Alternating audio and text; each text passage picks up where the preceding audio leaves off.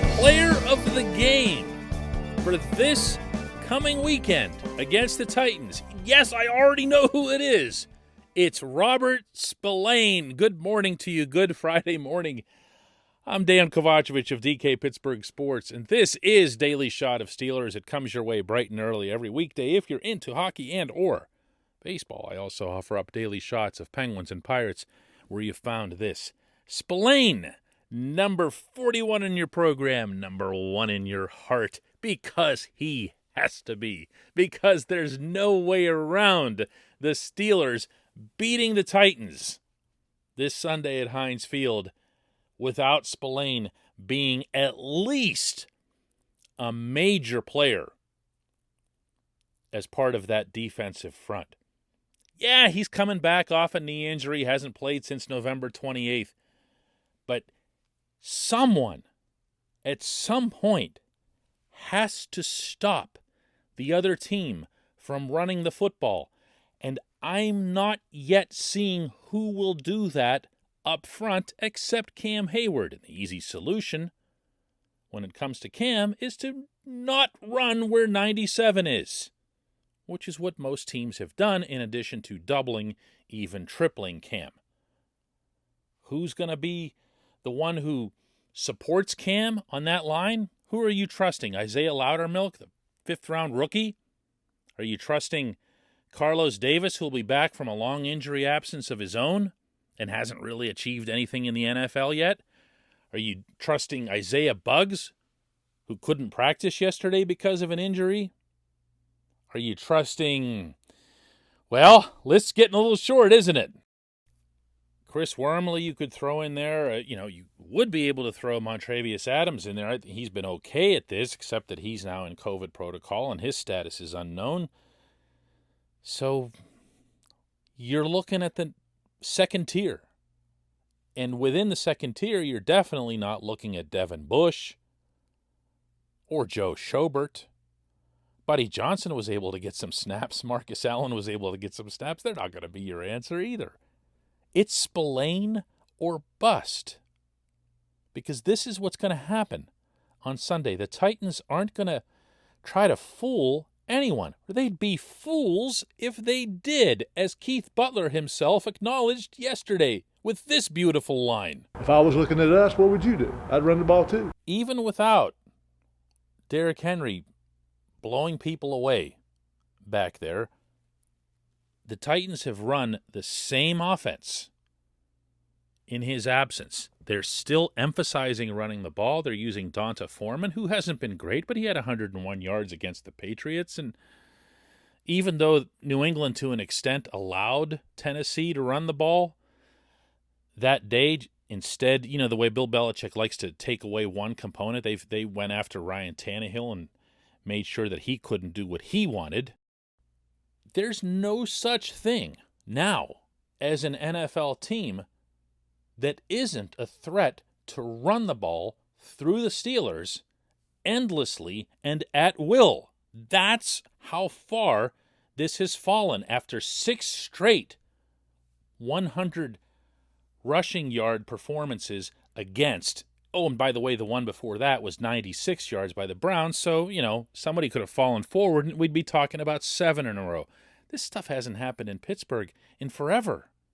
But it's happening now all the time, and if there are answers afoot, I don't see them. I don't see them other than Spillane. This portion of Daily Shot of Steelers is brought to you by Point Park University. Choose from nearly 100 career-focused programs leading to bachelor's, master's, and doctoral degrees.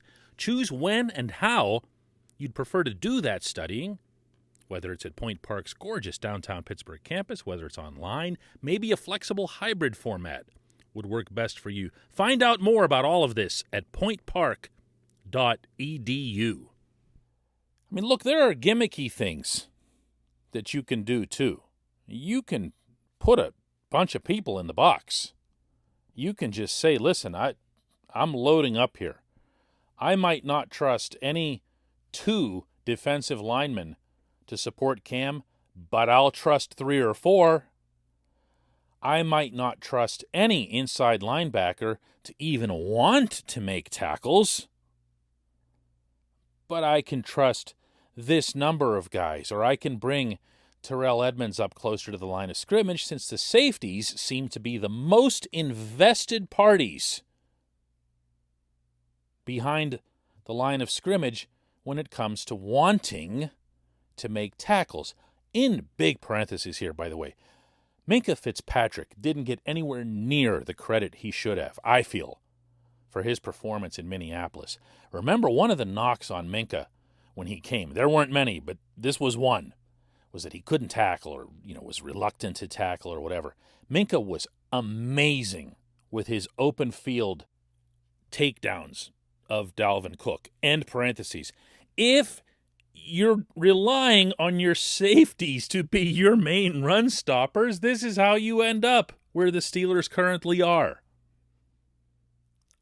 I wouldn't mind seeing the coaches, particularly Keith Butler, make some kind of significant adjustment that at least opens the game and sends the message, look, these things you saw on film, they're not going to happen for you today. You're going to have to try something else. This is what Butler had to say in general about fixing the run defense. All of us get stuck. All of us have got to win our individual battles. I mean, the old cliche about 11 guys doing what they're supposed to do and stuff like that is really true. It's not something coaches just use. It's something that's got to happen for us. We got to win the individual battles, and part of the individual battles is getting off blocks. How do you get off blocks? We use the same technique we've always used since I've been here, and it's worked for a lot of other people. It hadn't changed now. So, we still got to get off blocks and get to the ball and play in unison together. We got to be a better team defense. I'm there too, man. Fix the dadgum thing. Fix it. Somehow, some way. It's not going to be pretty. It's going to have to be patchwork. You're going to need a player or two to surprise you a little bit on the defensive side of the football. But if this doesn't happen, if there isn't a solution for this, everything else that we're talking about, that we've been discussing and debating all week long, goes right out the window, up to and including, yay, Ben, get them into the playoffs, Ben, show that fourth quarter form the whole game with the no huddle and stick it to Matt Canada and all the doubters, and all that goes out the window if the Titans can possess the ball, which they, of course, have the best chance of doing, by ramming it right down the Steelers' collective throats. Fix that, and then there's at least a chance of getting through this one. When we come back, just one question.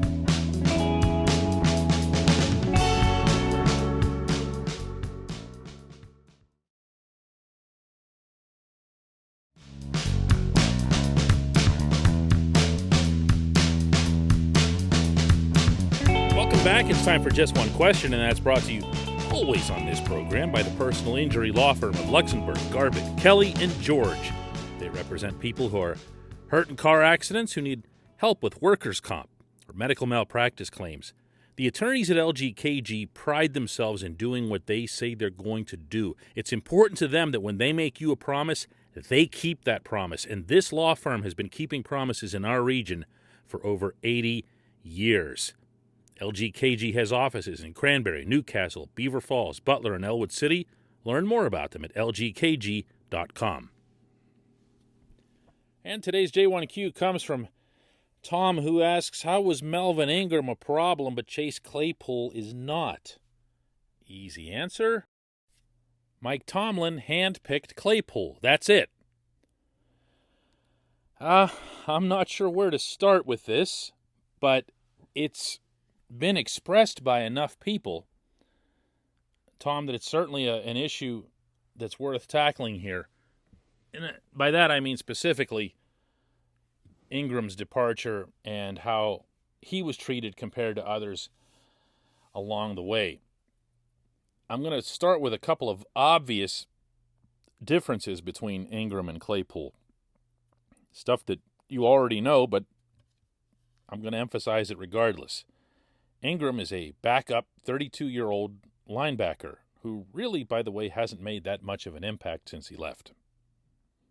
Claypool is a second-year NFL guy with a world of talent at a position and in a role within that position that the team really, really needs. Okay, obvious stuff there. Ingram made it very clear to all concerned that he did not want to play for the Pittsburgh Steelers. That was Ingram's choice. That was not something that the Steelers imposed on him.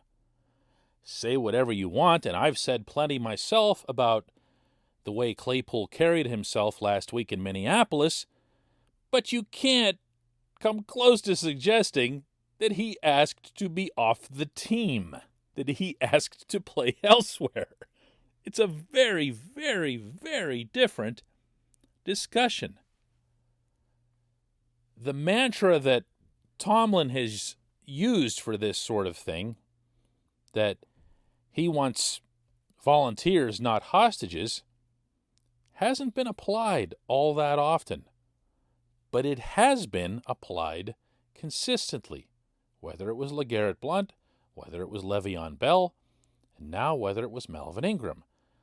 The only difference between those three guys is that Ingram was a 32-year-old backup linebacker, and everybody's still fussing about him, it feels like.